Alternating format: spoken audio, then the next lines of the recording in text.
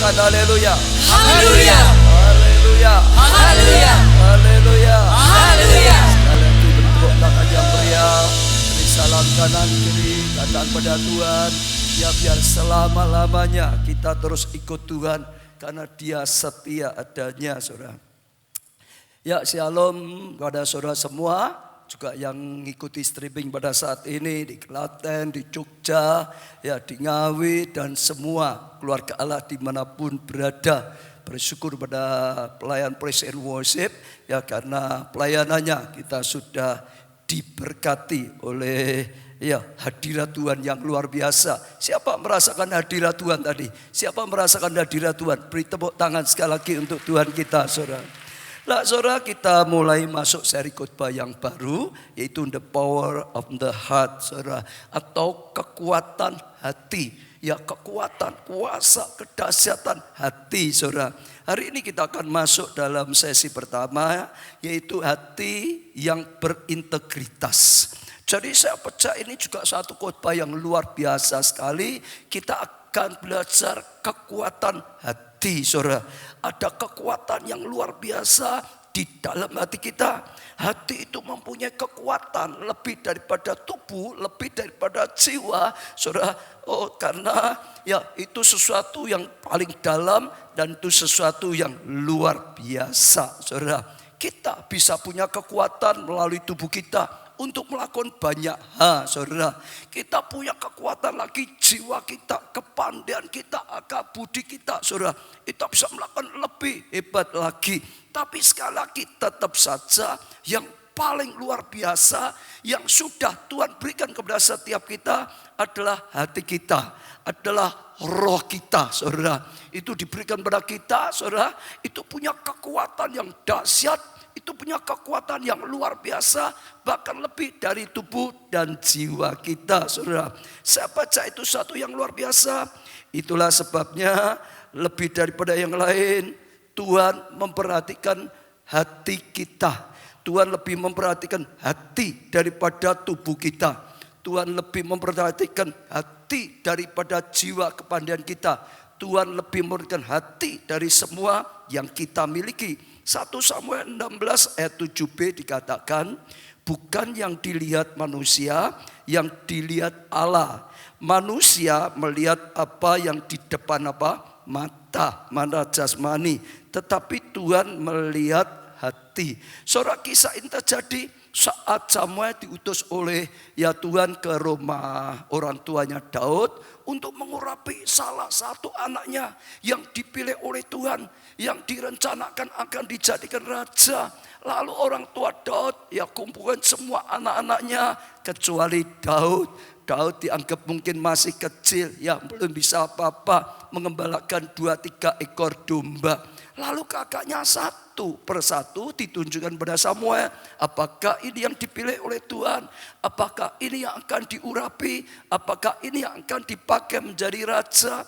Dari anak satu sampai berikutnya gak ada yang dipilih, saudara. Yang pertama mungkin wah ini paling tua, ini paling punya pengalaman, ini luar biasa sekali karena punya strateginya. Tapi Tuhan gak pilih. Oh ini ya sudah menjadi tentara jenderal pada zamannya Saul. Pokok semua tidak ada yang dipilih. Tuhan terus berkata, manusia termasuk Samuel pada saat itu dikatakan, engkau hanya melihat yang dilihat dengan mata lahiriah. Tapi aku Allah lihat apa yang ada di dalam hatinya. Bagi Tuhan, ya hati lebih penting daripada penampilan tubuhnya. Mau penampilan tubuhnya tinggi besar seperti apapun, kekar seperti apapun, tampan seperti apapun, cantik seperti apapun, tetap tidak begitu penting bagi Tuhan. Mau punya otak yang luar biasa seperti apapun, mau punya strategi seperti apapun, saudara, ya sekali lagi juga bukan itu yang dilihat oleh Tuhan. Yang dicari oleh Tuhan, yang bisa dipakai adalah orang yang punya hati. Yang dipandang oleh Tuhan ini hati. Oh yang luar biasa. Yang nantinya sungguh-sungguh bisa dipakai oleh Tuhan.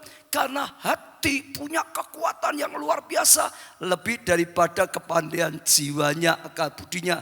Hati bisa punya kekuatan yang luar biasa. Lebih daripada kekuatan tubuhnya, saudara. Tuhan senantiasa melihat hati. Karena hati punya kekuatan yang luar biasa sekali. Waktu dia cari orang, yang dilihat adalah hatinya. Saya percaya ini satu pelajaran yang sangat penting sekali buat setiap kita. Biarlah kita juga mulai belajar. Seperti tema khotbah kita akan belajar the power of the heart. Ya, kekuatan, kuasa ya dari hati. Saya percaya itu sesuatu yang luar biasa ya, sehingga kita sungguh-sungguh bisa dapat pelajaran yang luar biasa. Yang pertama seperti tadi katakan sesi pertama, yaitu tentang integritas, hati yang berintegritas. Ya, kita akan belajar apa sih artinya integritas, saudara. Integritas adalah konsistensi, saudara, antara prinsip-prinsip iman. Ya, saya ulangi. Konsistensi antara prinsip-prinsip iman yang kita percayai, ya, yang kita katakan dan yang ya kita perbuat, saudara. Jadi saudara ini bicara tentang iman yang ada dalam hatinya kepada Tuhan, tentang perkataannya dengan perbuatannya sama, dengan keyakinan dalam hatinya sama. Dia berkata percaya, sungguh-sungguh hatinya percaya. Oh, sungguh-sungguh langkah-langkahnya menunjukkan dia itu percaya. Kalau berkata mengasihi, saudara, terus menerus, saudara. Terus, saudara, perkataannya mengasihi, perbuatannya juga sungguh-sungguh mengasihi, saudara. Bahkan hatinya juga sungguh-sungguh mengasihi, saudara. Yaitu integritas. Bagaimana orang yang punya integritas? Sekarang kita ya belajar aplikasi nyatanya. Punya kejujuran dan kemurnian dalam hatinya. Kalau dibuat mudah lagi, saudara, orang yang punya integritas adalah orang yang punya kejujuran di dalam hatinya. Orang yang punya kemurnian di dalam hatinya. Itu orang yang punya ya integritas. Saya percaya ini adalah salah satu yang sangat penting sekali. Saudara, kalau kita cari siapapun juga sama. Pasti kita cari, saudara, hatinya. Hati jujur lebih penting daripada yang lain. Misalnya lah, saudara cari pasangan hidup. Saudara mau enggak tampan sekali, kaya sekali, tapi enggak jujur. Nanti habis manis sepah dibuang. Kalau saudara seorang wanita mau enggak diambil jadi istrinya? Enggak mau. Saudara orang tua tahu ada orang mau ngelamar anak gadis saudara, tahu ini licik ini, enggak jujur, pasti saudara enggak akan kasih anak saudara juga. Kalau dibalik juga sama, saudara. Ya, seorang pria mau cari pasangan hidup wanita juga sama. Dilihat hatinya lebih penting. Sekalipun semua penting, tubuhnya penting, jiwanya penting, saudara. Tapi juga hati itu nomor satu. Kalau sudah lihat hatinya licik, hatinya nggak bisa dipercaya. Tadi seperti tadi, ditinggal sedikit sudah nyeleweng. Misalkan nggak akan mau juga ambil sebagai istri. Betul, saudara? Hati itu lebih penting. Cari karyawan juga sama, saudara. Pasti dilihat yang penting hatinya jujur. Karyawan mau pandai seperti apapun, punya pengalaman seperti apapun, kalau tidak jujur malah nanti bisa kojor gitu, saudara. Malah nanti bisa bahaya sekali, saudara. Tetap hatinya yang punya integritas, yang jujur, hatinya bersih, hatinya itu murni, saudara. Saya baca satu kisah, pernah masuk di WhatsApp, saya lupa siapa yang kirim. Ada mahasiswa yang sekolah di Paris, saudara. Nah, di negara barat banyak kan mereka pakai kereta bawah tanah. Lah, saudara, ya mahasiswa ini, saudara, sekolahnya hebat sekali. Tapi yang namanya mahasiswa kadang-kadang biayanya terbatas. Nah, setiap kali dia naik kereta bawah tanah, di sana itu seringkali nggak ada yang jaga. Orang tempelin saja kartunya langsung buka lewat. Tempelin kartunya saja langsung buka lewat, saudara. Ya, berapa kali dia melakukan, saudara, ya kartunya nggak tahu dirubah karena dia pandai gitu, saudara, atau gimana. Pokok dia bisa masuk, nggak usah bayar. Kalau kartunya itu ya dananya sudah habis dalam kartunya, dia tetap saja bisa masuk, bisa naik kereta, jadi nggak usah keluar uang. pernah ketangkap 1 kali, lalu setelah sekian lama dia pakai lagi, pernah ketangkap 2 kali, lalu setelah dia pakai sekian lama, pernah ketangkap 3 kali. Itu pengalaman dia jadi pelajar di sana sambil dia kuliah, dan akhirnya selesai kuliah dia dapat nilai yang luar biasa, saudara. Lalu saudara, karena sekolah itu ada kerjasama juga dengan perusahaan-perusahaan, saudara. Banyak perusahaan tuh ingin mau menerima dia, minta dia untuk ngelamarnya. Karena dasarnya rapotnya bagus sekali, nilainya bagus sekali. Ini pandai, orang pandai, saudara. Lalu dia mulai ngelamar, saudara, di perusahaan yang pertama. Setelah dia ngelamar, masukkan semuanya. Lalu perusahaan mulai adakan cek gitu, saudara. Lalu nggak lama keluar keputusan, oh nggak jadi, nggak diterima. Dia nggak dikasih tahu alasannya juga, pokok nggak jadi gitu, saudara. Lalu pindah lagi perusahaan yang kedua, ya sudah, wong yang minta saya masuk banyak kok. Dia ganti ke perusahaan yang kedua, saudara. Oh dia dengan yakin karena nilainya bagus sekali, dia masukkan, tapi sama, saudara. Akhirnya jawab sama, nggak diterima. Dia heran, 2, kenapa ini 2? Tapi yang minta banyak masih ada banyak. Dia terus satu persatu gak ada yang terima. Yang sudah ngusulkan. Bahkan aja dia yang terakhir. Dia sudah mulai panas hatinya. Masukkan lagi, saudara. Dan tetap sama, gak diterima. Dia marah, tanya yang bagian menerima, nggak tahu, pokok pimpinan berkata kamu tidak diterima. Dia marah lagi, ingin ketemu dengan direkturnya, ingin ketemu dengan pimpinannya. Kenapa ini nilaiku bagus seperti ini, kok bisa nggak diterima? Dulu minta di sekolahan supaya aku bisa ya kerja di sini, malah kok sekarang ditolak, kenapa, saudara? Lalu kalau dia karena nekat akhirnya ditemui juga. Lalu pimpinannya mengeluarkan data. Ternyata di negara maju, saudara, data pribadi setiap orang itu ya lengkap karena semua masuk komputer. Dia tunjukkan kamu pernah tertangkap 3 kali. Tadi itu, saudara, pakai kartu. Ya saudara, nipu yang sudah seperti habis gak bisa masuk, kamu masuk. Jadi kamu pernah tertangkap 3 kali. Jadi ya nggak bayar naik kereta bawah tanah. Itu seperti kalau Jakarta Angkuta lah gitu, saudara ya. 3 kali nggak bayar. Dia berkata itu kan masalah kecil. Hanya soal tiket gitu saja. Uangnya berapa nggak berapa. Saya hanya karena pas nggak bawa uang. Saya hanya karena ini dan itu, saudara. Dia ngomong itu kan bukan masalah besar. Tapi tetap direkturnya berkata nggak bisa. Di perusahaan kita yang dipentingkan adalah integritas. Kamu mau pandai seperti apapun, tetap kalau kamu integritasnya tidak baik, tidak jujur hatimu, nggak bersih hatimu, nggak akan diterima jujur.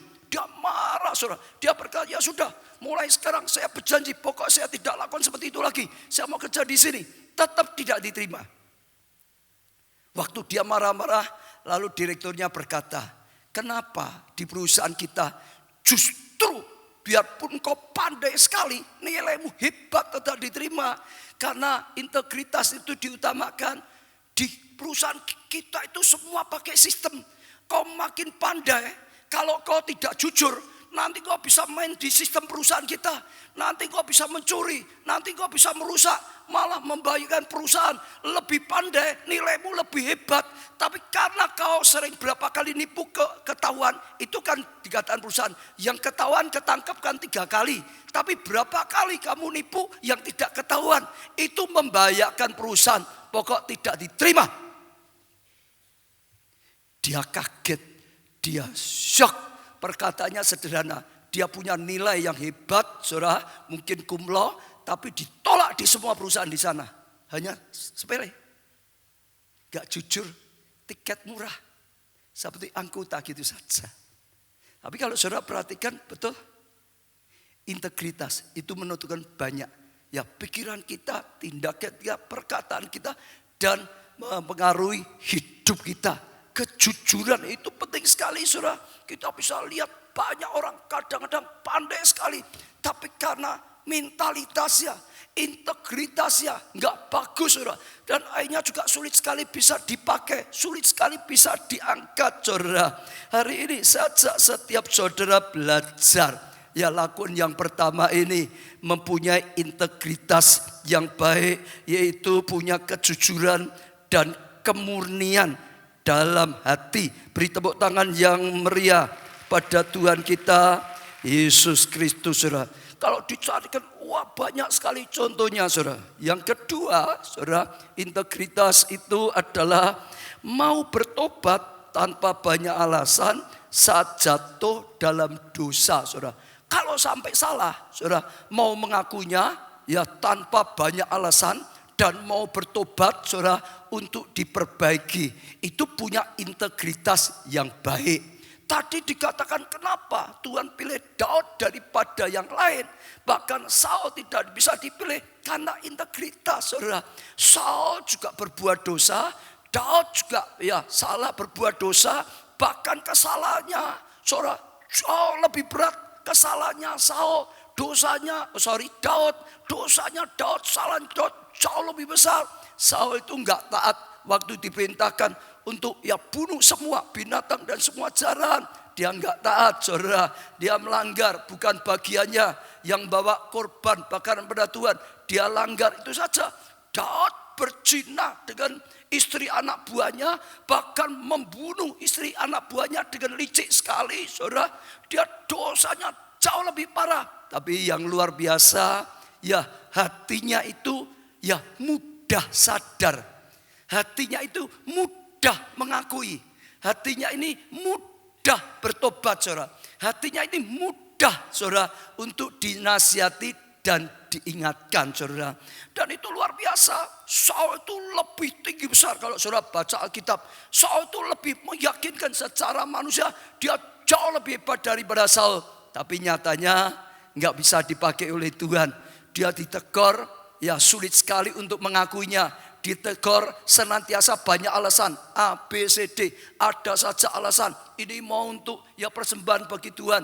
Ini inginnya rakyat semua begini. Macam-macam. Nanti ya diperbaiki lagi ini dan macam-macam. Tidak tersungkur, tidak minta ampun, tidak menyesal, saudara. Ya, sehingga nggak punya integritas yang baik. Daud luar biasa.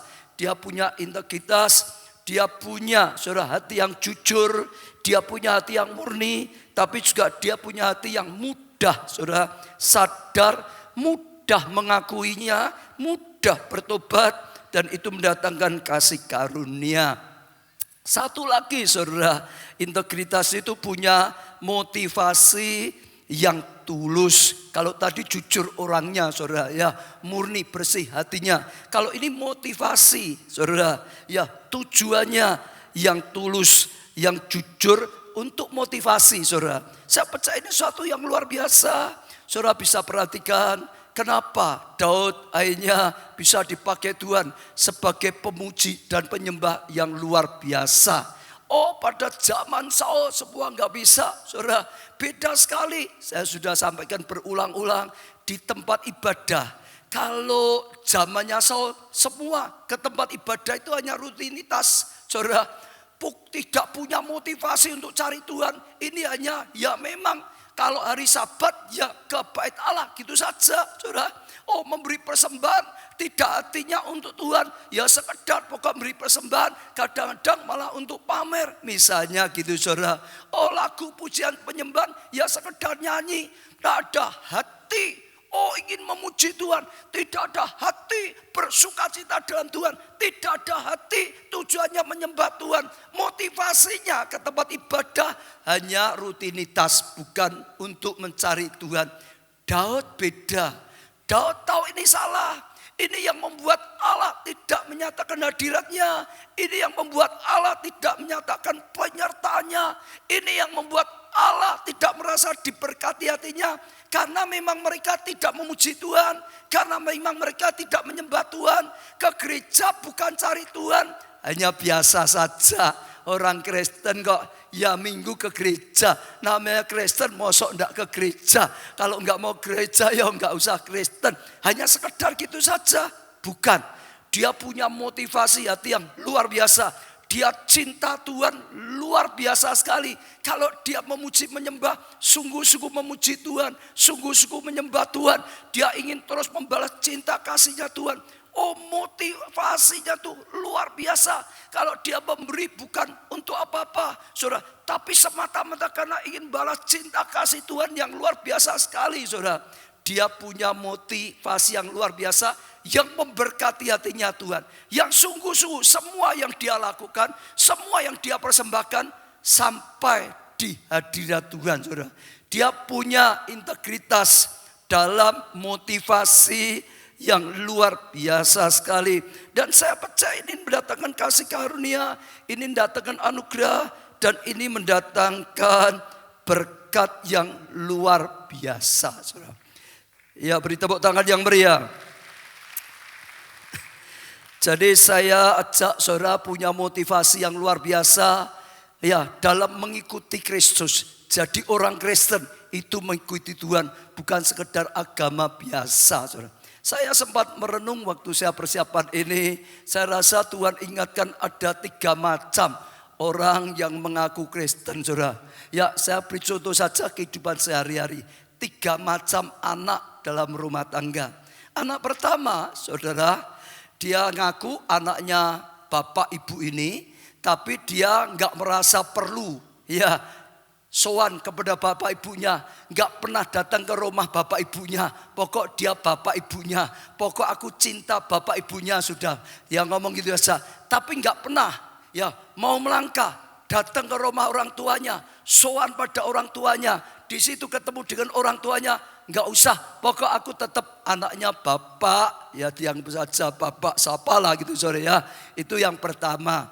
Yang kedua, saudara, anak kedua, dia mau datang, tapi setiap datang hanya untuk minta berkat, minta berkat, minta berkat, minta berharap nanti ada cipratan dari bapak ibunya. Datang tujuannya hanya nunggu, nanti ada cipratan dari bapaknya.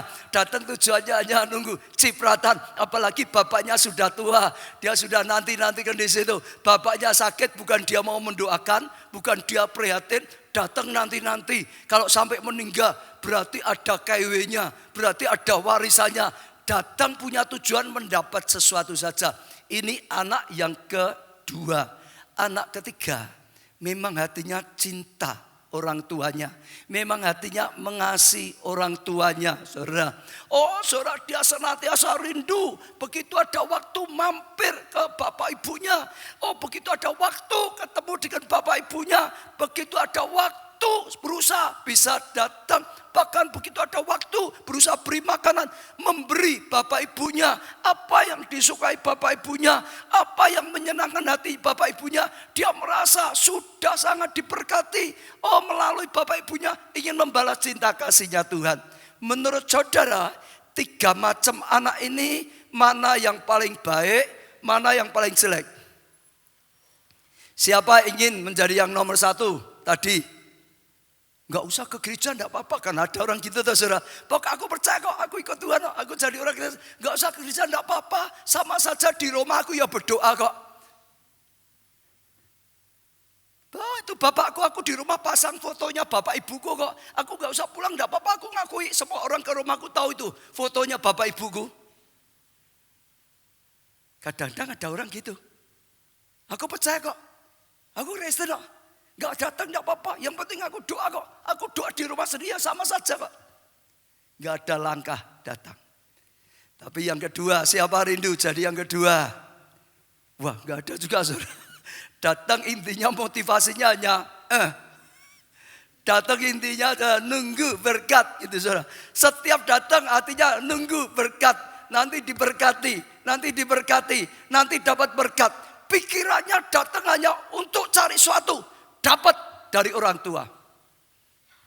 Tanpa sadar kadang-kadang orang Kristen punya hati seperti ini. Ke gereja hanya tujuannya dapat sesuatu. Dapat sesuatu. Dapat sesuatu. Dapat sesuatu. Ini enggak dosa, saudara. Tapi ini level kanak-kanak. Kanak-kanak itu hanya bisanya minta. Betul, saudara? Betul? Betul? Kanak-kanak itu hanya bisanya apa, saudara? Minta. Betul, saudara? Lapar ya, wah gitu, saudara. Betul, saudara? Ngompol minta ganti, wah gitu, saudara. Betul? Haus ya, wah gitu. Pokoknya harus dikasih, kasih. Diperhatikan gitu saja. Saudara, Itu nomor 2. Ada enggak di sini yang rindu seperti itu? Enggak ada. Ada enggak di sini yang memang keadaannya selama ini seperti itu? Ada enggak? Wah enggak ya, hebat tuh. Katakan sebelah, hebat loh kamu ini, hebat loh kamu ini. Siapa yang mau seperti yang ketiga angkat tangan? Yang mau saja seperti yang kita angkat tangan, saudara. Beri tepuk tangan untuk Tuhan kita Yesus Kristus, saudara.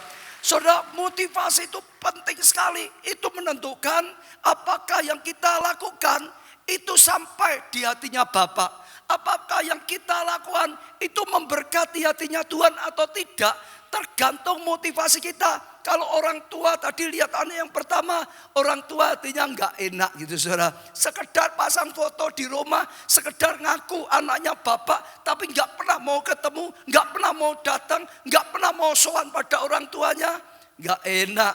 Yang kedua pun mau datang, ya masih kurang enak lah. Harus nunggu permen, harus nunggu roti tar, harus nunggu apa terus, rasanya ya kurang. Kalau masih kecil enggak apa-apa lah saudara. Sudah besar, wes gede harus belajar saudara. Iya beda. Amin. Jadi yang ketiga, integritas memiliki motivasi yang benar, yang tulus untuk mencintai Bapa, untuk membalas kasih daripada Tuhan. Punya saudara integritas yang baik. Tujuan datang itu saudara hatinya murni. Saya percaya itu sesuatu yang luar biasa. Lah kunci hidup dalam kemurnian, ketulusan, dan integritas adalah melakukan segala sesuatu untuk Tuhan. Kalau kita ingin punya integritas seperti ini, saudara, kuncinya adalah melakukan apapun adalah untuk Tuhan. Saya bacakan saudara, Kolose 3, kita langsung baca saja ayat 23 sampai 24, demikian bunyinya. Apapun juga yang kamu perbuat, nah saya ulangi, apapun juga yang kamu perbuat, kamu memuji, kamu menyembah, kamu datang ibadah pada saat ini, kamu dengarkan khotbah pada saat ini, kamu memberikan persembahan, saudara, apapun yang kamu perbuat, katakan, perbuatlah dengan segenap hati. Jadi bukan asal-asalan. Perbuatlah dengan segenap hati. Itu pasti melakukan yang terbaik dengan segenap hati, saudara. Dikatakan seperti untuk Tuhan. Jadi kamu ini perbuat segala sesuatu itu seperti saudara nyadari ini untuk Tuhan, saudara. Iya. Dan bukan untuk manusia, saudara. Tadi misalnya pujian penyembahan, bukan karena WL-nya minta, ayo saudara loncat-loncat, itu bukan hanya karena WL-nya saja. Memang saudara bersuka cita luar biasa, Tuhanku hebat, kakak perkasa untuk Tuhan. Bukan hanya sekedar WL. Ya, bukannya sekedar karena WL-nya ngomong, ayo saudara nyembah sungguh-sungguh saudara, hormati sampai sujud, itu boleh, bukan tidak boleh. Tapi saudara, dipakai itu kalau kita mau punya integritas yang memberkati hati Tuhan. Karena untuk Tuhan sehingga aku tersungkur. Karena untuk Tuhan sehingga aku menyembah. Semua karena Tuhan. Memberi persembahan bukan hanya karena ini kolekte kok. Tiap minggu memang ada kolekte kok. Kasih saja persembahan, bukan. Tapi karena saudara ingin memberi persembahan. Ya, untuk Tuhan, untuk pekerjaan Tuhan. Memang untuk Tuhan. Bukan untuk sekedar, bukan untuk gereja. Mau memberi persembahan, mau memberikan tanah, mau memberikan waktu saudara, mau memberikan apapun harta saudara. Saudara, lakukanlah itu untuk Tuhan. Itu integritas. Saudara akan punya yang tulus. Saudara akan bersuka cita. Itu persembahan akan sampai kepada Tuhan. Sebab kalau untuk manusia, saudara merasa ini untuk keluarga Allah. Gereja sini, ini untuk Pak Baca. Nanti kalau saudara sampai salah paham dengan gereja, salah paham dengan saya, saudara bisa kuciwa. Betul saudara? Lakukan segalanya adalah untuk Tuhan. Saya percaya itu sesuatu yang luar biasa. Saya senang saudara, Tuhan gerakkan kita. Mulai banyak lakukan sosial, keluarga Allah peduli. Lalu saya ikuti sampai sekarang. Orang tua hatinya tergerak saudara. Saudara semuanya tergerak sendiri, memberi sendiri, melangkah, memberi itu banyak, memberikan waktunya, memberikan tenaganya, memberikan ada kepadanya, dokter-dokter, memberikan dananya, saudara.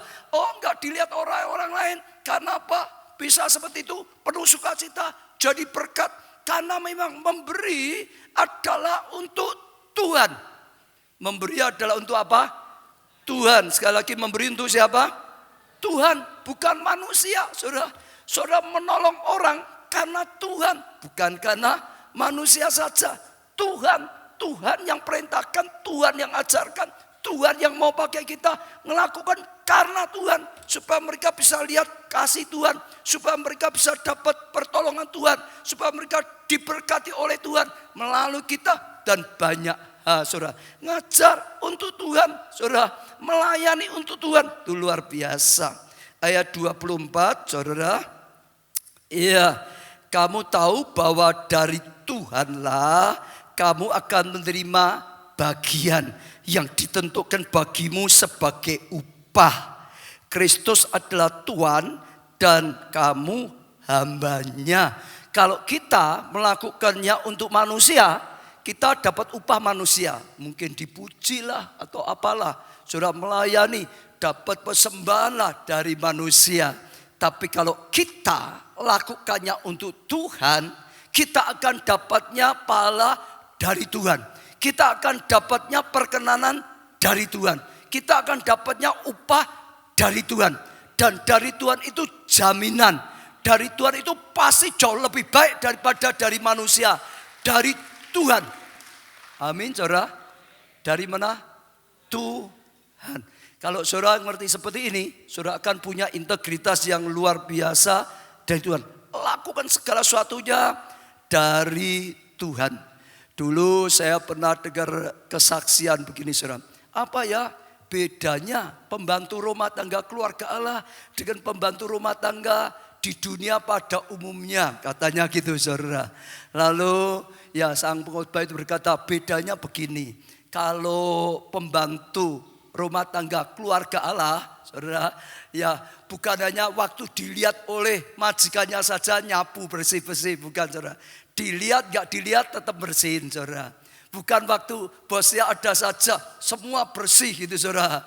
Iya, bahkan dibersihin suku-suku total sampai dulu, karena bukan untuk manusia saja. Tapi kalau di luar Tuhan, ya kalau ada bosnya ya bersih-bersih, saudara. Kalau gak ada bosnya ya nganggur, gak usah bersih-bersih, saudara.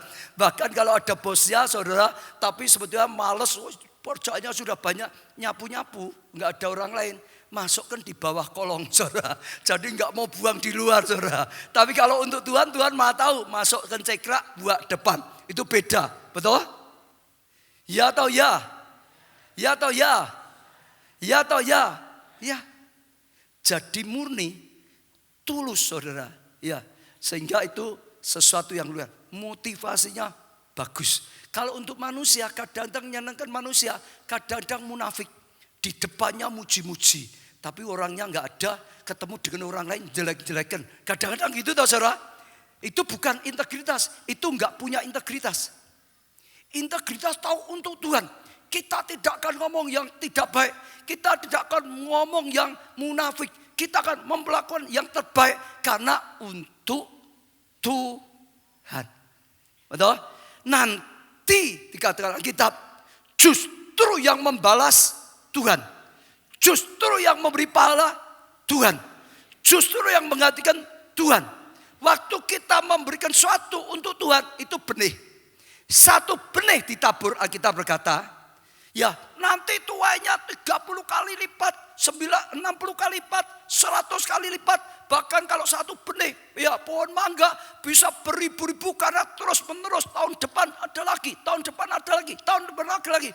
Kalau kita untuk Tuhan, itu seperti menabur. Itu benih dan terus akan berlipat ganda. Tapi itu hanya bisa kita lakukan kalau apa? Punya integritas. Betul, saudara? Hati yang murni, hati yang jujur, tidak bohong, ya motivasi yang tulus, dan saya percaya itu luar biasa. Lah, saya akan sambung satu lagi, ini luar biasa. kuasa integritas. Integritas adalah perlindungan. Katakan saudara, perlindungan. Katakan saudara, perlindungan saudara yang kokoh. Jadi kalau kita jujur, tadi dikatakan, kalau kita murni, kalau kita mudah bertobat, kalau kita motivasinya memang benar, ya tulus untuk Tuhan, dikatakan saudara ada perlindungan yang kokoh karena integritas kita. Amsal 14 ayat 32 dikatakan orang fasik ya dirobohkan karena kejahatannya. Fasik itu tidak jujur, saudara, enggak tulus, enggak murni, saudara, itu roboh oleh karena ya kejahatannya.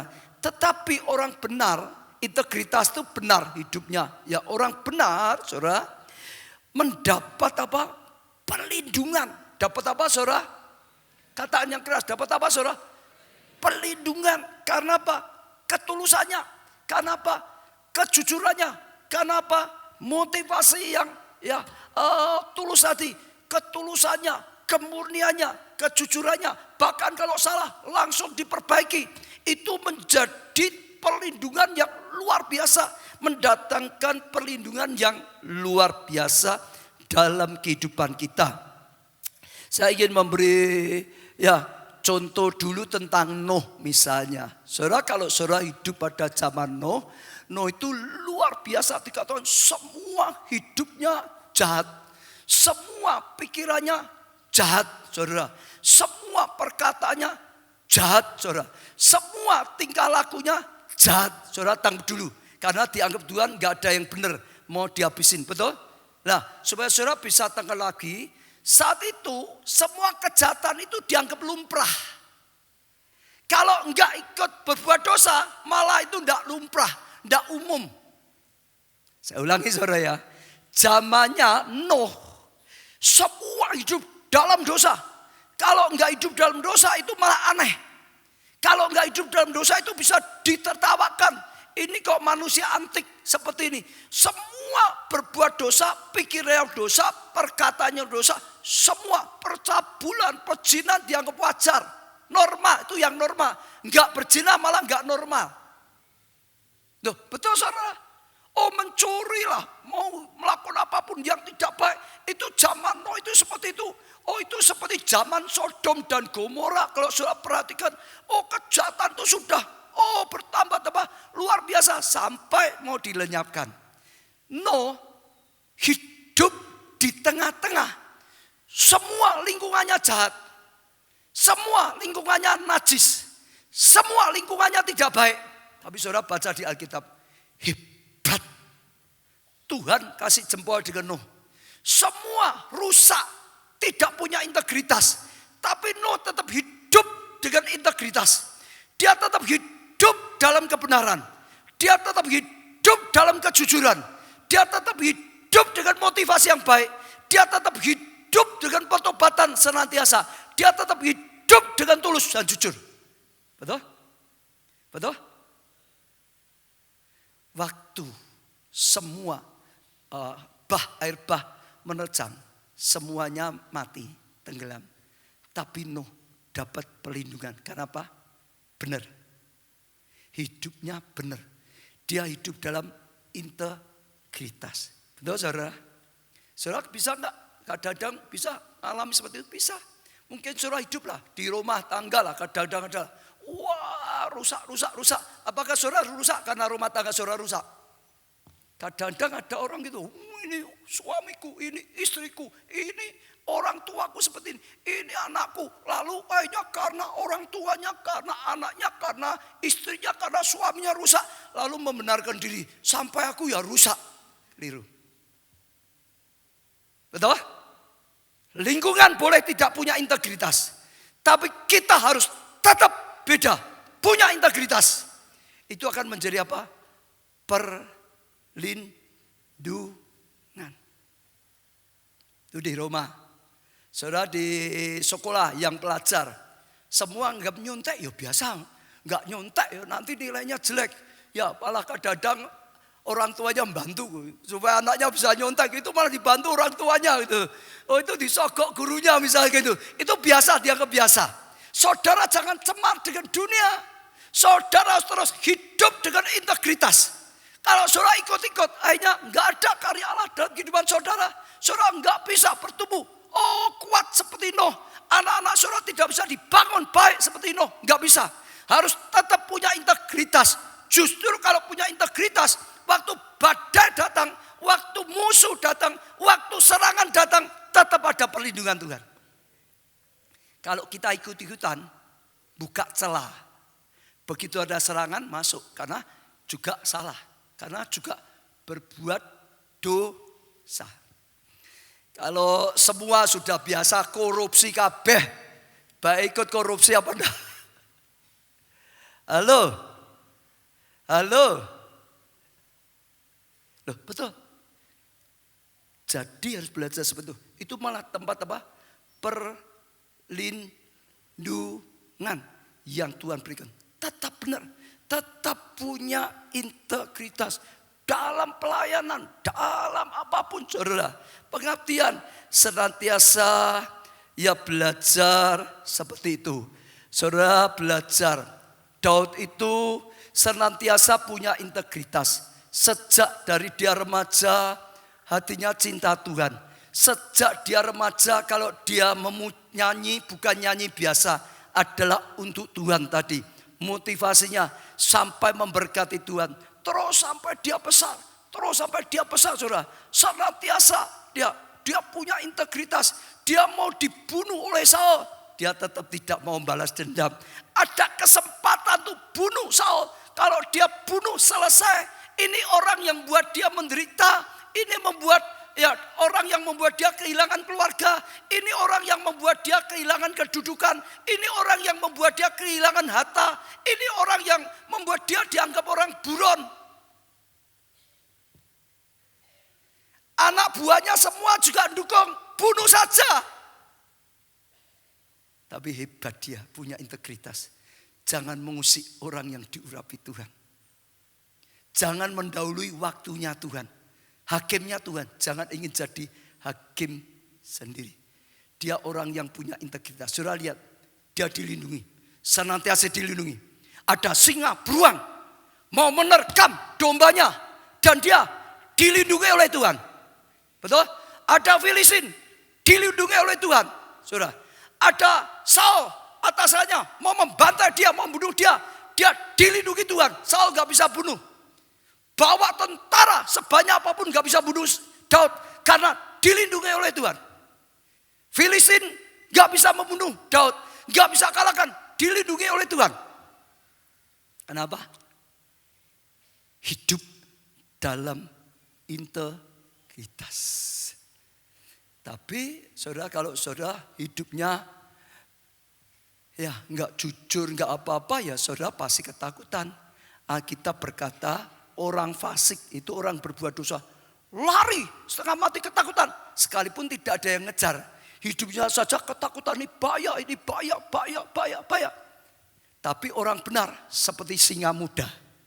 Yang mengaum. Dia gak takut saudara. Ada kekuatan. Karena apa? Hidup dalam kejujuran. Hidup dalam kemurnian. Hidup dalam ketulusan. Hidup dengan motivasi yang baik. Hidup terus saudara dalam pertobatan di dalam Tuhan. Dan bisa melihat kasih karunia anugerah Tuhan yang luar biasa di dalam Tuhan. Ada perlindungan. Tapi kalau tidak, saudara, mau kekuatan apapun tetap akan mudah dijatuhkan atau diserang. Saya dengar sebuah kisah di Tiongkok. Ada salah satu bangunan yang sangat terkenal. Bangunannya apa itu? Apa itu? Di Tiongkok ada satu bangunan yang terkenal sekali apa? Ya semua pasti tahu ya, tembok raksasa. Betul saudara ya? Itu dibangun pada zaman Jin Sewang gitu saudara. Karena terus seringkali diserang dari Mongolia, diserang dari mana. Lalu dibangun. Katanya dari antariksa saja kalau lihat bumi itu bisa kelihatan. Luar biasa, dibangun tembok yang luar biasa. Supaya apa? Musuh gak bisa masuk. Supaya musuh gak bisa nyerang. itu tempat perlindungan. Tembok itu namanya tempat perlindungan, saudara. Dibangun luar biasa, saudara. Terus saudara, sampai lama biayanya, korban banyak, tetap bangun. Karena setelah itu selesai, maka akan mereka aman. Mereka akan terlindung dari serangan musuh. Karena ada tembok perlindungan yang sangat besar. Yang di negara manapun gak ada. Yang terbesar di seluruh dunia. Yang paling hebat di seluruh dunia. Maka pasti paling aman. Itu manusia. Tapi sejarah membuktikan berapa kali kemasukan musuh. Kenapa? Saudara, sejarah nyatet. Karena yang jaga pintu seringkali nggak punya integritas. Musuhnya ya nyusup, ya nggak ketahuan. Lalu yang jaga pintu, saudara, disuap. Yang jaga pintu dikasih uang.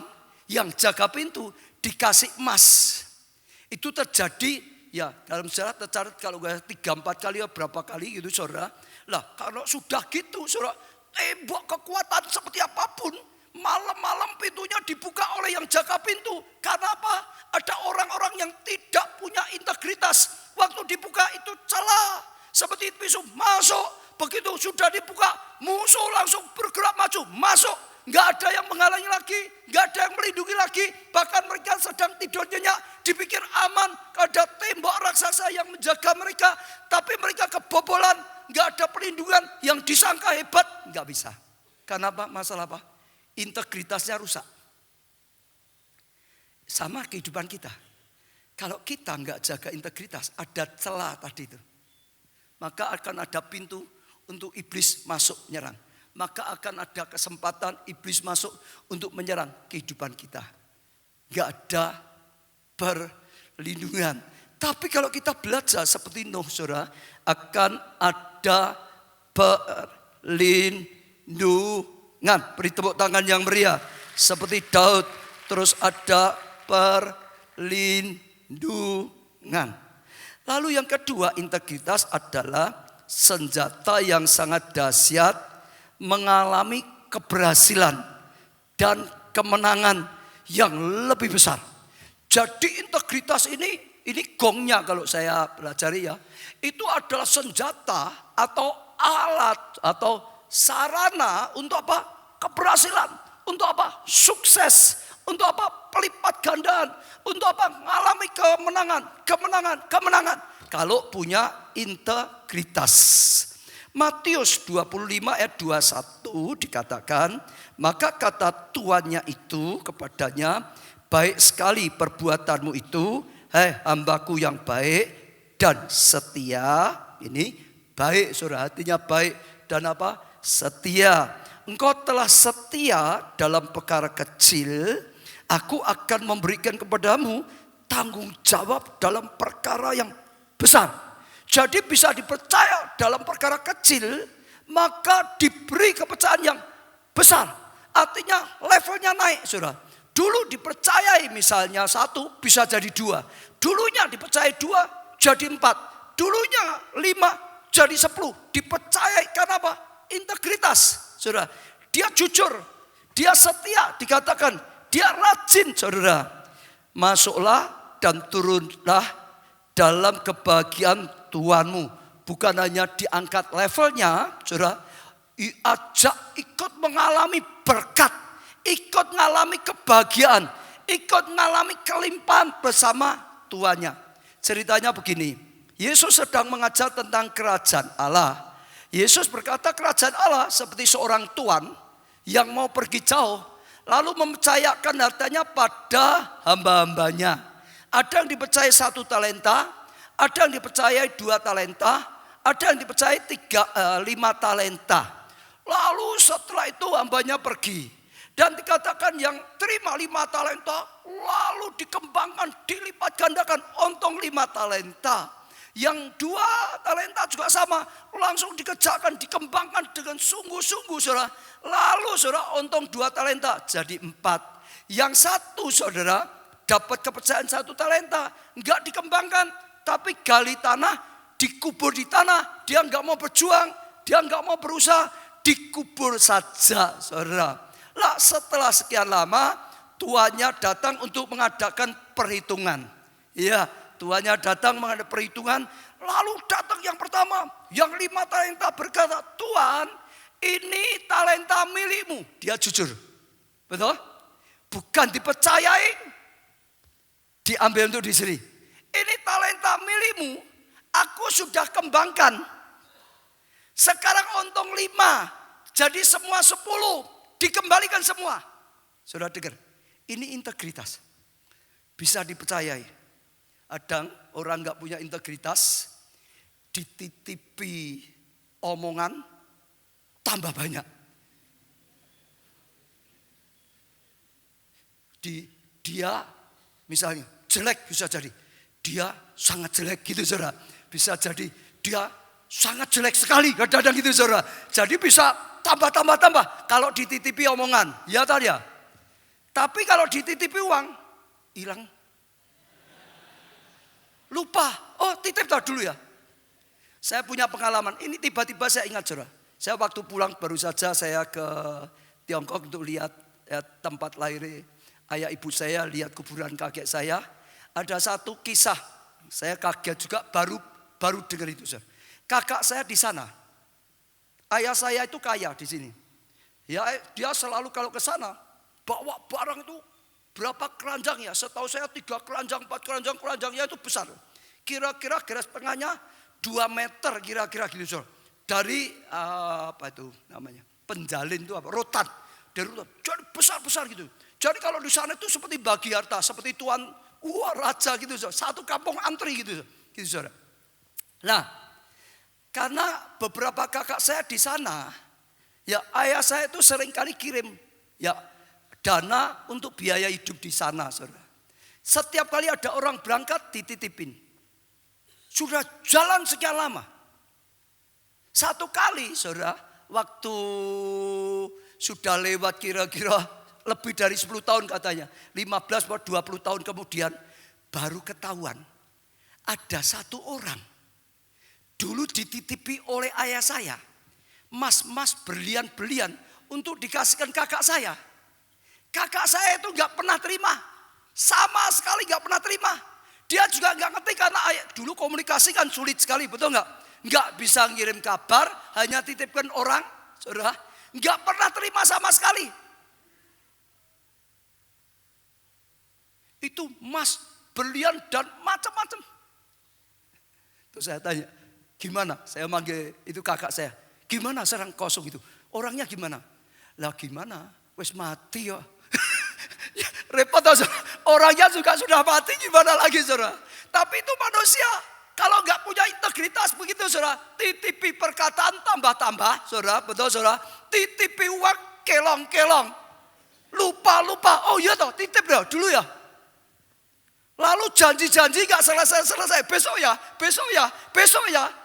Besok ketemu loh. Kataku saya tadi kan, kemarin saya ngomong besok ya. Besok. Lalu besoknya ketemu lagi. Gimana? Loh kemarin saya kan ngomong besok. Ya besok.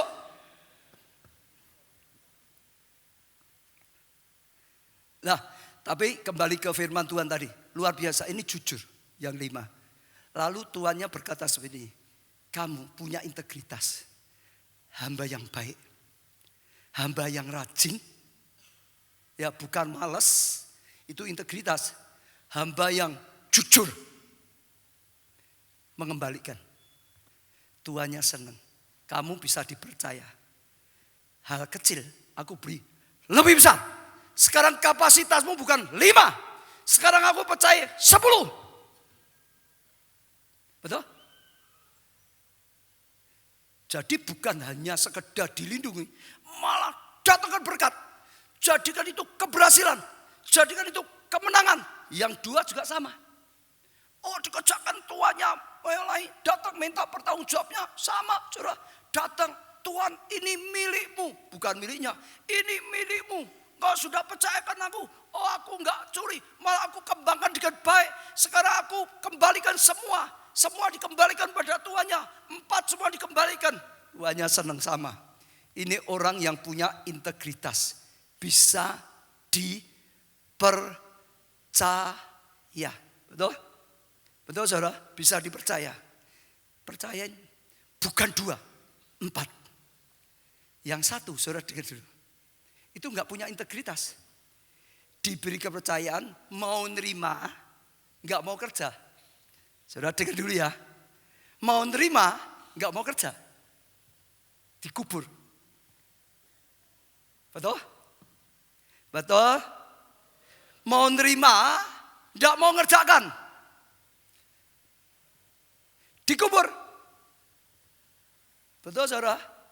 Lalu waktu tuannya pulang diminta, dia kembalikan malah dia ngomong, Tuan engkau jahat. Kenapa enggak aku kembangkan kau jahat? Engkau akan menuai di tempat yang tidak nabur. Malah ngomong tuannya jahat. Yang jahat itu dia. Tuannya ngomong ini orang enggak punya integritas. Satu saja diambil. Betul? Kalau saudara baca, dibuang ke lautan api. Tapi 2 dan 5 dipercaya lebih besar. Dan dibawa ikut kebahagiaan Tuhanmu. Ikut bersama Tuhanmu. Ikut memerintah bersama Tuhan. Itu yang punya integritas. Betul? Betul saudara? Mendatangkan anugerah, mendatangkan keberhasilan, mendatangkan kasih karunia. Saudara lihat Daud. Daud itu luar biasa sekali. Dia terus saudara, dipercayai 2-3 ekor kambing domba. Digembalakan dengan baik. Bahkan dengan ucapan syukur. Bukan sungut-sungut. Sekalipun hanya 2-3 ekor domba. Tuhan senang, Tuhan lindungi dia. Tuhan jagai, Tuhan terus tolong dia. Betul? Lalu kalau saudara perhatikan lagi. Akhirnya bukan 2-3 ekor. Waktu dia di Gua Adulam ada 400 orang dikirim oleh Tuhan untuk mengikuti Daud, saudara. Untuk dibangun jadi tentaranya, saudara. Untuk dibangun jadi pahlawannya, saudara. Akhirnya dia dipercaya 400. Dibangun oleh Tuhan, oleh Daud. Dia bisa dipercaya. Dilatih oleh Daud. Dibangkitkan oleh Daud. Kalau sekarang dimuridkan dengan baik. Akhirnya 400 semua jadi pahlawan. Dulunya pecundang, dikejar-kejar hutang, dikejar-kejar kejahatan. Datang pada Daud, dikirim oleh Tuhan datang pada Daud. Oh, digembalakan dengan baik, dituntun dengan baik, dimuridkan dengan baik, dijadikan sungguh-sungguh. Hebat. Lalu Tuhan percayai jadi raja suku Yehuda. Naik, dia gembalakan pimpin dengan baik. Tuhan tingkatkan lagi, sekarang bukan suku Yehuda. 12 suku Israel. Semua dia jadi raja. 12 suku Israel. Betul? Sekalipun 3. Sekalipun 400. 400. Satu suku Yehuda. Seluruh suku Israel. Dia diberkati kekayaan. Dia ingin membalas cinta kasih Tuhan. Dengan membangun bait Allah. Nah, nasihatnya untuk saudara. Kalau saudara baru terima 1 talenta kecil. Saudara dengar ya. Integritas akan membuat saudara bisa melipat gandakan 1 talenta. Integritas itu alat, itu sarana, itu senjata, itu modal yang Tuhan berikan. Yang bisa saudara lipat gandakan, yang akan membuat saudara naik ke level yang lebih tinggi. Bukan 1 lagi, saudara bisa dibawa ke 2. Tapi harus punya integritas. Sudah 1 talenta, gak punya integritas, 1 pun diambil. Jadi jangan karena merasa kekurangan gak jujur, jangan. Jangan, saudara keliru. Lebih gak jujur dikeluarin kerja di mana-mana, lebih parah, lebih kekurangan. Betul? Sekalipun 2-3 ekor seperti integritas. Nanti tambah 400. Kalau di sini jadi 2. Saudara sudah diberkati. Jangan lupa ada orang belum diberkati nganggur cari Tuhan terus. Pondok Daud ikut saudara. Ada toh? Som ikut saudara. Kelompok saya ikut saudara. Sabtu selalu datang saudara. Lalu dapat kerjaan. Sudah dapat kerjaan. Boeing. Gak ada waktu. Itu baru dapat kerjaan loh saudara. Belum sukses itu baru 2 talenta loh. Betul gak? Ada enggak yang seperti ini? Nganggur buka kelompok saya, repot ya, serahkan orang lain saja. Dulu nganggur apa? Sekarang repot, gak ada waktunya. Dulu belum dapat jodoh, rajin. Sudah dapat jodoh lah, gimana? Dulu belum punya anak, rajin. Sudah punya anak, Pak, gimana? Dulu belum punya cucu, rajin. Sekarang punya cucu kok, Pak.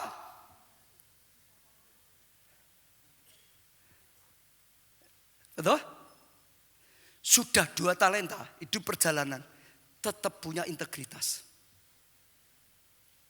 Nanti akan ditingkatkan. Seperti 5 talenta. Sudah 5 talenta itu gambaran orang sukses. 10 talenta, jangan lupa diri. Ada orang masih direndah, integritasnya rusak. Ada orang baru diberkati sedikit, sudah rusak. Tapi ada orang berkatnya karena banyak, rusak. Ada enggak di sini yang integritasnya rusak karena kekurangan? Ada loh, saudara-saudara. Ada enggak di sini yang baru mulai dibuka jalan oleh Tuhan, integritasnya berubah, enggak konsisten pada Tuhan? Ada enggak di sini yang sudah mulai diberkati melimpah, integritasnya berubah? Ada enggak?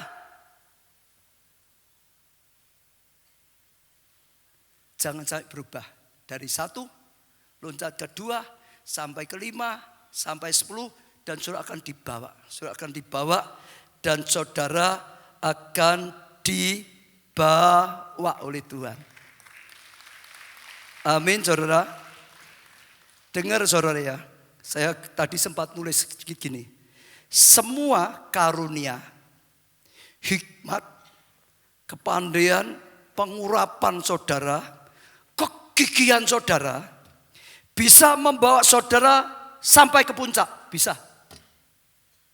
Seringkali bisa. Tapi tidak akan bertahan. Saya lanjutin.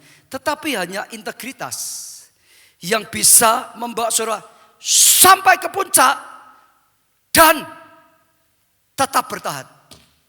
Tetap naik. Saya ulangi saudara. Kalau saudara hanya kepandaian saudara, gigih saudara, rajin saudara, bisa saudara kerahkan semua, berjuang sampai ke puncak.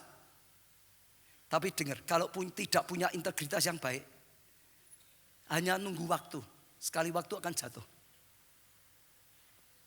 Kita lihatlah banyak, bahkan pengusaha-pengusaha, karyawan-karyawan, termasuk pendeta-pendeta, kadang-kadang dari bawah nggak tahan, pertengahan, kadang-kadang sudah di atas, rontok. Apa yang membuat rontok? Termasuk hamba Tuhan, integritas. Apa yang membuat orang yang di bawah nggak bisa naik? Integritas. Di sini ada beberapa pengusaha, kalau saya lihat ya pengusaha profesional muda, kadang-kadang butuh orang toh. Butuh orang toh. Erik butuh orang nggak ada? Ditempatkan di mana butuh enggak? Apa yang dicari? Orang pandai, pengalaman, tapi licik, mau enggak? Mau. Saudara semua gitu. Betul? Apalagi kalau saudara ketemu konglomerat. Dia punya banyak dana. Dia punya banyak proyek. Dia mau buka banyak hal. Dia punya rencana banyak. Seringkali sulitnya cari orang yang punya integritas. Yang bisa dipercayai. Saudara punya integritas. Saudara dibutuhkan semua orang. Saudara dibutuhkan Tuhan. Betul? Dari bawah akan naik. Kepandaian, kegigihan, kekuatan saudara bisa sampai ke puncak. Tapi kalau enggak punya integritas, hanya masalah waktu akan rontok. Hanya integritas yang akan bawa naik dan naik dan naik dan naik. Daud itu punya integritas. Sampai sekarang semua orang Yahudi Israel hormat. Benderanya bintang Daud. Betul? Yusuf punya integritas. Boleh badai datang. Luar biasa badainya. Boleh saudara kesulitan datang. Luar biasa. Sampai jadi budak. Tapi dia tetap punya integritas. Di Roma Potifar Potifar lihat integritasnya luar biasa. Diangkat oleh Potifar. Difitnah, diserang oleh iblis melalui istri Potifar. Masuk penjara. Tapi penjaga penjara lihat ini orang punya integritas. Bisa dipercayai, diserai kunci. Jadi orang kedua sekalipun di penjara. Betul? Di Mesir, Firaun lihat ini orang yang punya integritas. Diangkat jadi penguasa di Mesir. Naik, dan gak turun. Kakak-kakaknya Yusuf di bawah saja gak punya integritas, gak pernah naik. Betul? Daniel, saudara, Daniel. Sejak dari muda dia punya integritas. Dia ikut ditawan di Babel. Saudara, tapi saat itu Raja Babel sedang cari orang. Nah, untuk membantu raja, melayan raja, harus dididik bahasanya, harus budayanya, termasuk makanannya, makanan raja yang mereka itu enggak boleh. Lalu sejak dari muda, Daniel ambil keputusan tidak mau menajiskan dirinya sejak dari mudanya. Dia bahkan tidak mau menajiskan dirinya dengan makanan yang dilarang. Sekalipun saat itu raja yang perintahkan. Tuhan bela, Tuhan lindungi, Tuhan angkat. Akhirnya dia sampai di puncak. Jadi orang kedua dijebak, masukkan gua singa, Tuhan lindungi. Tuhan jagai, Tuhan bela. Yang menjebak dia malah yang dimasukkan gua singa. Dan dia diangkat lebih tinggi lagi. Naik di puncak. Rajanya mati, ganti raja kedua, dia tetap eksis. Karena integritas. Raja kedua runtuh, dia tetap naik. Raja ketiga dia tetap orang kedua setelah raja. Raja ketiga runtuh, dia enggak pernah runtuh. Dia tetap saja. Karena apa? Satu saja, integritas. Betul? Imannya pada Tuhan enggak mau berubah. Dan kejujurannya pada sesama enggak mau berubah. Dia dipakai Tuhan luar biasa. Akhir zaman. Saudara, Tuhan itu butuh orang-orang yang punya integritas. Hanya orang yang punya integritas bisa dipakai oleh Tuhan. Saudara lihat sepanjang sejarah. Tadi zamannya Daud, Tuhan itu mau memulihkan bangsa Israel. Karena zaman Saul hancur, cur. Waktu mau dipulihkan Tuhan butuh orang yang punya integritas. Dia temukan Daud. Betul saudara? Zaman apapun dibutuhkan orang yang punya integritas. Sekarang sama. Sekarang kita lihat ya. Sekarang di Indonesia saya lihat. Kenapa Pak Jokowi, Ahok bisa naik? Saya percaya yang dipilih bukan uangnya. Uangnya jauh dengan yang lain. Yang dipilih bukan karena titelnya, ijazahnya. Jauh dari yang lain. Yang dipilih bukan karena pengalamannya. Belum punya pengalaman. Kenapa dipilih? Hanya ini. Integritas. Saudara dengar, hanya ini, integritas. Betul? Saya senang mungkin baca salah satu tadi. Waktu dia naik, tadi ada PowerPoint yang bagus kelihatan. Coba dibaca tentang Ahok. Nah saudara, saya dengar, saya pikir baik untuk contoh. Gubernur DKI Jakarta Ahok pernah menceritakan pengalaman kala dirinya diminta mengubah keyakinan imannya kepada Tuhan. Ya, mengubah keyakinan demi mendapat dukungan publik dan bisa memenangkan pemilihan kepala daerah. Pindah keyakinan itu juga diharapkan agar dukungan terhadapnya melejit hingga 80% dan karir politiknya sukses. Jadi semua nganjurkan ganti agama supaya didukung orang banyak. Gitu. Supaya engkau sukses. Ya berhasil, lanjutkan. Ahok menolak dengan mengutarakan jawaban telak yang mengagumkan. Ini jawabannya luar biasa. Andai kata Tuhan saja bisa saya hianati, apalagi rakyat. Maksud dia, kalau saya ganti agama, aku kan mengkhianati Tuhan. Betul enggak? Tuhan saja bisa aku hianati kok. Aku berani mengkhianati Tuhan. Apa enggak kalau sudah terpilih aku akan mengkhianati rakyat juga? Kalian nganjurkan aku mengkhianati Tuhan, apakah gak keliru? Nanti sama dengan ngajari aku mengkhianati kalian. Ya toh? Nah, coba dilanjutkan. Apakah kalian mau pemimpin yang siap mengkhianati pada saatnya nanti? Kalau kamu ngajari aku mengkhianati Tuhan, apa kamu sudah siap? Nanti setelah aku jadi pemimpin mengkhianati, kau mau memilih orang yang sudah siap untuk mengkhianati kamu? Ya dah. Halo. Katanya, dan kita bisa lihat sampai saat ini Ahok masih memegang kepercayaan dengan teguh kepada Tuhan. Integritas. Kalau dia berubah, saudara mau pilih enggak? Enggak mau. Betul? Lalu saya tiba-tiba ingat Pak Rudi. Saudara di balik kota itu patung Tuhan Yesus itu besar dipasang di kantornya, saudara. Aku belum pernah lihat yang lain dia akan jadi pejabat tetap seperti dia, enggak lihat juga. Enggak berubah. Betul? Betul? Bagaimana dengan saudara dan saya? Saudara, saya percaya ini kairos untuk Indonesia. Ini saatnya Tuhan akan lakukan yang besar. Tuhan sedang cari orang yang punya integritas. Saya percaya akan ada orang-orang yang dipakai seperti Yusuf luar biasa. Ada orang-orang yang dipakai seperti Daniel luar biasa. Akan ada keluarga Allah yang dipakai oleh Tuhan ya seperti Daud luar biasa. Maka Tuhan mengajarkan integritas. Masih di bawah, pakailah integritas untuk naik level. Saudara kalau hilangkan integritas nggak bisa naik, saudara. Selalu di bawah. Naik. Sudah di tengah perjalanan jangan berubah integritas saudara. Terus saudara akan naik lagi. Sudah di atas jangan hilang integritasnya. Kalau hilang jatuh. Lebih sakit, lebih baik nggak naik daripada sudah naik jatuh. Dan kalau saudara terus, integritas akan membuat saudara naik, naik, naik dan tidak turun. Itu integritas. Semua bangkit berdiri. Angkat tangan saudara di hadapan Tuhan. Saya percaya Tuhan sedang banyak berbicara saudara. Buka hati saudara di hadapan Tuhan.